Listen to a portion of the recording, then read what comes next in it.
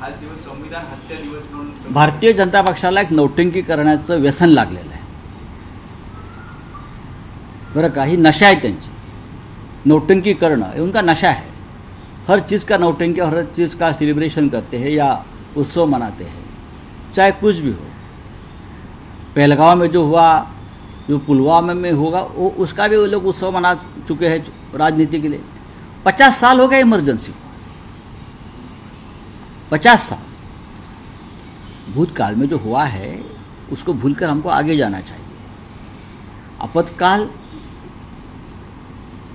आणीबाणी हा संविधान हत्या दिवस कसा का होऊ शकतो, त्याचं जरा विश्लेषण भारतीय जनता पक्षाच्या आणि RSSच्या तज्ज्ञांनी केलं पाहिजे. RSSचे तेव्हाचे सरसंघचालक परमपूज्य बाळासाहेब देवरस यांनी आणीबाणीला पाठिंबा दिला होता. त्यांचा पत्रव्यवहार आहे तसा.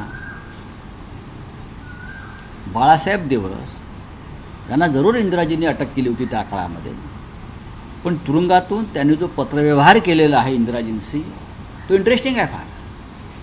माननीय बाळासाहेब ठाकरे यांचं तुम्ही पोस्टरवरती फोटो लावता ना, बाळासाहेब ठाकरेंचा, हे शिंदे गट वगैरे किंवा भाजपचे लोक, हिंदुहृदय सम्राट बाळासाहेब ठाकरे यांनी आणीबाणीचं समर्थन केलं होतं जाहीरपणे, खुलं समर्थन.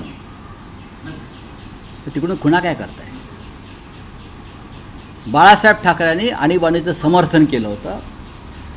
आमच्या मार्मिक साप्ताहिकावर तेव्हा धाडी पडून आमचा प्रेस बंद केला होता आणीबाणीमध्ये, तरी आम्ही त्यांना समर्थन दिलं होतं. आणीबाणी ही शिस्त लावणारी एक व्यवस्था होती.